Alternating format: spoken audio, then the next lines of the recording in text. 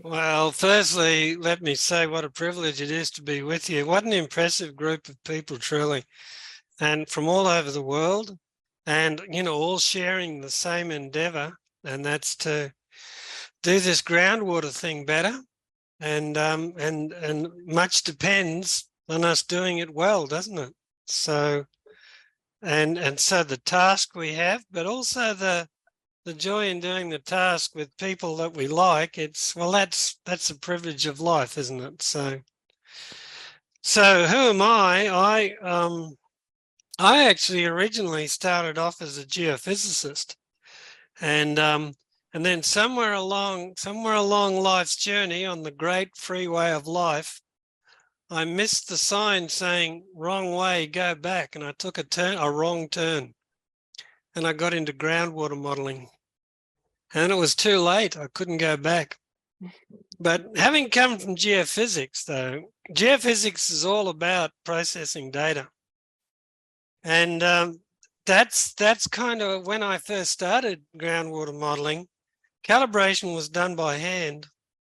And the technology existed to do it better, to use software to do it. So then I wrote software, originally a program called ModInv and for ModFlow, and then PEST, which is general. But the thing about sort of concentrating on calibration is, I think you see modeling through another lens, and when shortly we're going to be talking about that, just how we look at modeling.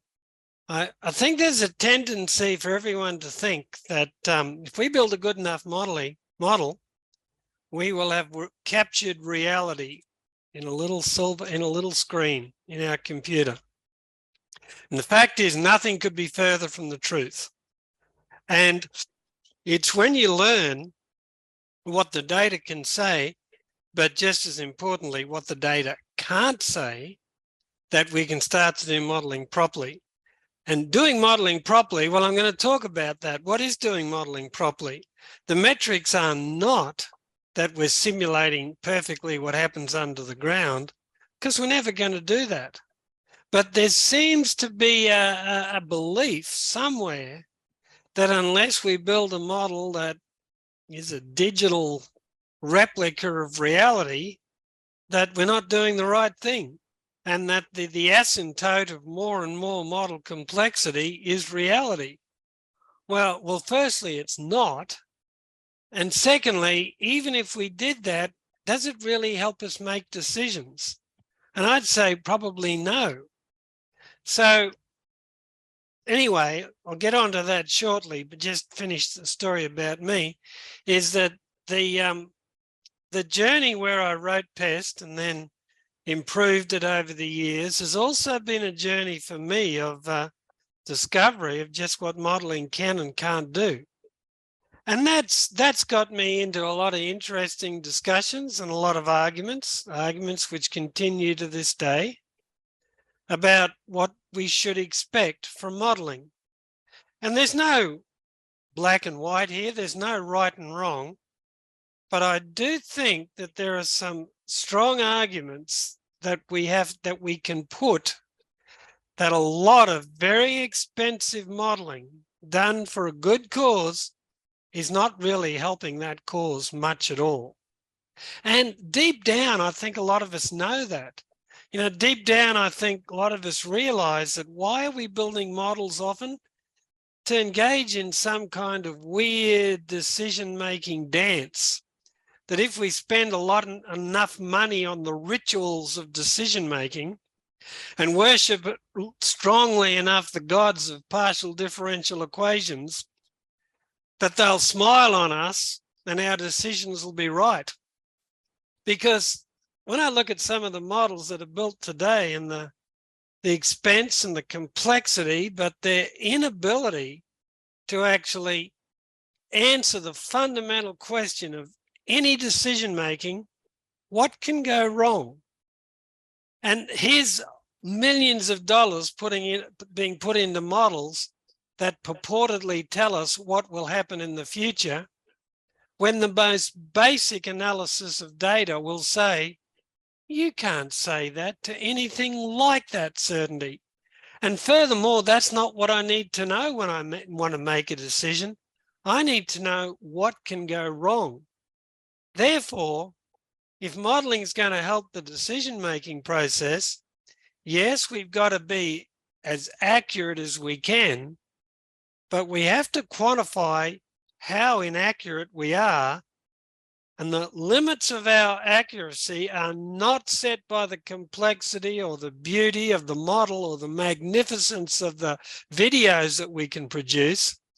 The limits of what we can say in the future are dictated by the data, because the data has the information and our job is to harvest that information.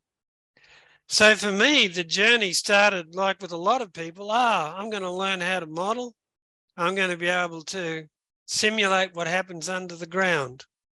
But once you look at modeling through the eyes of data assimilation and uncertainty analysis, over the years, I've gained a very different impression of modeling. Now, that's not to say it's all negative and that we shouldn't model, but it is to say that the way we think about modeling, the way we do modeling, the amount of complexity in the model, and how we talk about modeling and present those results to those who pay us and those who are stakeholders in the decisions we have to make, the conversation is entirely different from a lot of the conversations that are happening now. And that's what I want to talk about in this first session here, actually. The first talk is just going to be philosophy with a couple of examples at the end. And then we'll get into some mathematics, but I thought, well, if we talk about the philosophy first, you know where I'm coming from. And perhaps if you find it interesting and you find it worthwhile, the maths might be a little bit more tolerable. Not that the maths are hard, and not that there's any maths that you don't already know. So a lot of it will be revision, but hopefully it'll give the maths some meaning. So I've gotten off the topic of me. So me, I work for myself, have my own little company. This is the international headquarters of Watermark Numerical Computing. This is the only employee. And that's what I do. So that's me. Thank you, John.